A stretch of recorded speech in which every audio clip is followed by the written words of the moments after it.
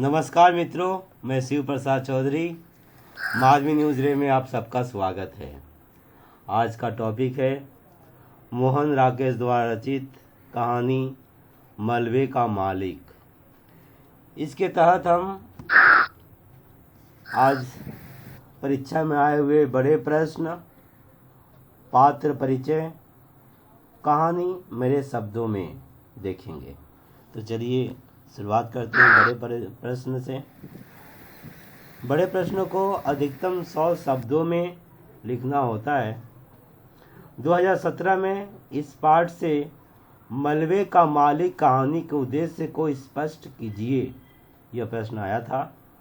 2019 में मलबे के मालिक कहानी में मानवीय मूल्यों का विघटन हुआ है, स्पष्ट कीजिए, यह प्रश्न था। मित्रों, 2015 से नया सिलेबस शुरू हुआ है। 2015 में कोई प्रश्न नहीं आया था इस पाठ से। 2016 में भी और 2018 में भी इस पाठ से कोई बड़ा प्रश्न नहीं आया है। 2020 परीक्षा हो गया, पर मुझे पता नहीं कौन ये आया है कि नहीं इस पाठ से। 2021 में आप देंगे। तो ये रहा बड़ा प्रश्न 2020 का, आप देख लीजिएगा। आगे आते हैं पात्र परिचय कहानी का। मित्रों, मलबे का मालिक कहानी में जो पात्र भाग लिए हुए हैं मुख्य रूप से 8 हैं। गनी मियाँ, अब्दुल गनी के नाम से भी इस पाठ में जाने जा रहे हैं। दूसरे चिरागदीन, तीसरा जुबेदा, चौथा किश्वर, पांचवा सुल्ताना। इनमें आपस में रिश्ता है, रिश्ता आप देख रहे हैं। गनी मियाँ उनके चिरागदीन आपके बेटा हैं। चिरागदीन की पत्नी है जुबेदा। इन दोनों के किश्वर और सुल्ताना 2 बेटियां हैं। तो गनी मियाँ उनका बेटा चिरागदीन की पत्नी जुबेदा और उनके दो बेटियां किश्वर और सुल्ताना। ये 5 आपस में संबंध है। छठा है रखे पहलवान, हिंदुओं पर दबदबा रखने वाला गली का बादशाह या कहे कि गुंडा। 7 नंबर है लच्छे पहलवान, रखे पहलवान का एक शागिर्द है, स्टूडेंट है। 8 है मनोरी, नवयुवक है, बीवी बच्चों वाला, शादी हो गया है। तो ये रहा 8 पात्र। और अब हम आगे बढ़ते हैं कहानी की तरफ। संक्षेप में मलबे का मालिक कहानी को संक्षेप में देखेंगे। भारत को तोड़कर पाकिस्तान बना 1947 में। हिंदू मुसलमान में दंगे हुए। इन दंगों की आग ने अमृतसर के बासा बाजार को भी उजाड़ दिया।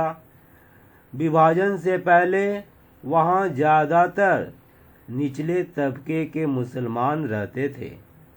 अब्दुल गनी उन्हीं में से एक था। उसका अपना एक भरा परिवार था। एक बेटा था चिरागदीन, बहुरानी थी जुबेदा, 2 पोतियाँ थीं किश्वर और सुल्ताना।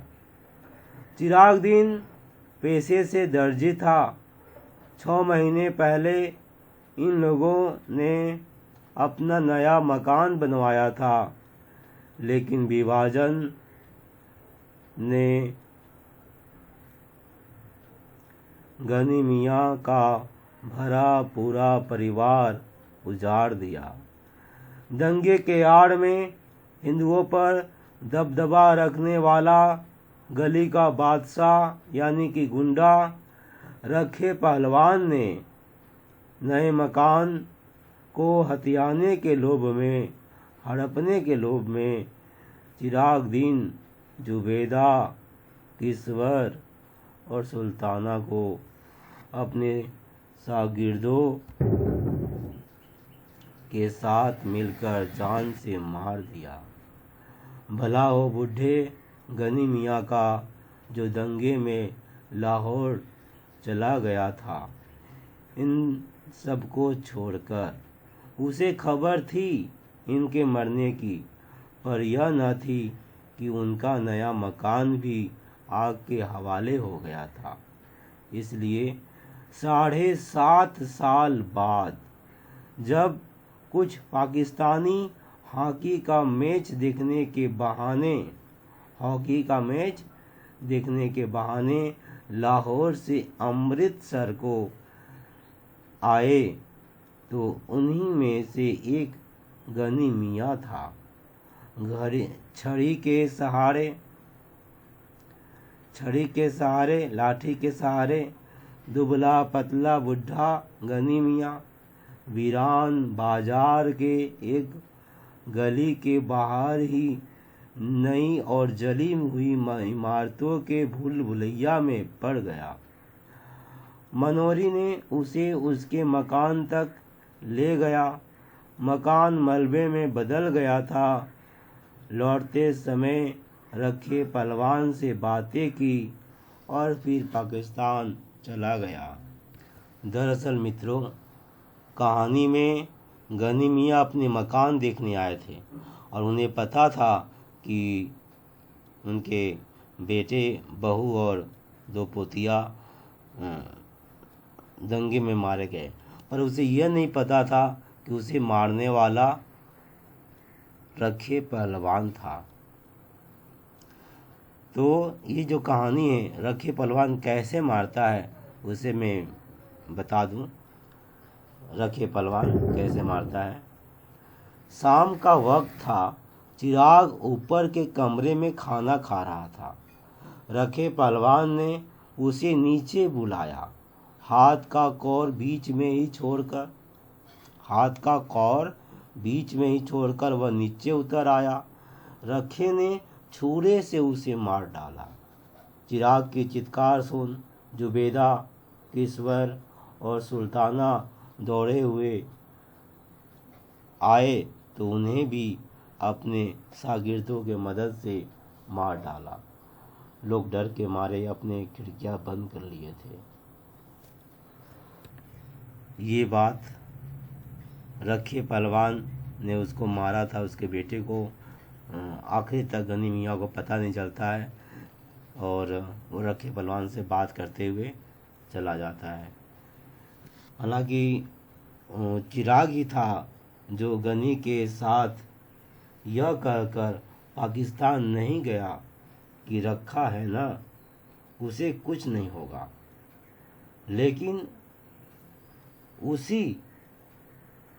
माफ कीजिएगा, हरामखोर ने नए मकान के लिए एक हंसता खेलता परिवार को दंगे के नाम पर मार डाला। हालांकि इस हैवान को मकान न मिली क्योंकि किसी ने उसे आग के हवाले कर दिया था। अब वो मलबे का मालिक ही बना रहा। हालांकि लोग कहते थे कि जमीन तो सरकार का है, न रखे का न पहलवान का। घिन आती है रखा जैसे लोगों पर। जब बात उठी गया तो मित्रों, मैं तो यहाँ तक कहूँगा कि कुछ एक नेताओं के सत्ता के लोभ ने आम लोगों को हिंदू मुसलमान के नाम पर देश बांटकर उन्हें आपस में लड़वाया, एक दूसरे को खून की नदियां बहाने के लिए उकसाया, जिसमें मरने वाले आम लोग ही थे। इसमें एक भी न तो सत्ताधारी थे और न ही उनके चापलूस तक। मानवीय मूल्यों का दहन हुआ। आज भी, जी हाँ, आज भी, जबकि सदियों बीत गई, मगर ऐसे बेरहम सत्ताधारी उन्हीं लोगों पर अपनी राजनीतिक धार्मिक रोटियां सेकते देखते मिल जाएंगे। पता नहीं हम कब जागेंगे। धर्म संप्रदाय के हित के नाम पर मक्कारी के मुखौटे पहने इन जानी दुश्मन हैवानों को कब पहचानेंगे?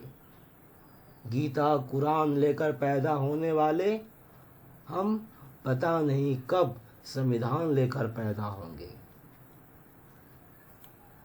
पता नहीं कब हम भारतीय होंगे, कब हमारा संविधान हमारा पथ प्रदर्शक होगा। अगर हम एक बार भारतीय हो जाएं तो फिर, जी हाँ, अगर भारतीय हो जाए तो फिर ये चाहे टीवी हो, इंटरनेट हो या बाइबल, कुरान, गीता, ये सब हमारे मनोरंजन के साधन हो जाएंगे।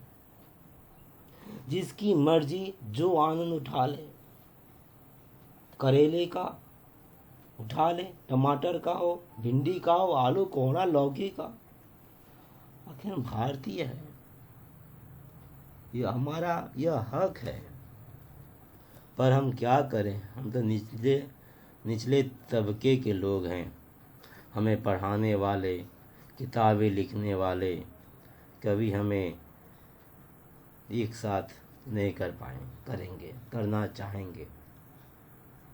हम निचले तबके के इंसान ही हिंदू मुसलमान के नाम पर मरते मारते हैं।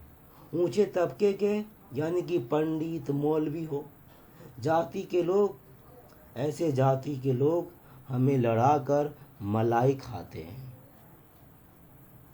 हो सके तो अपने आस पास जरा देखना।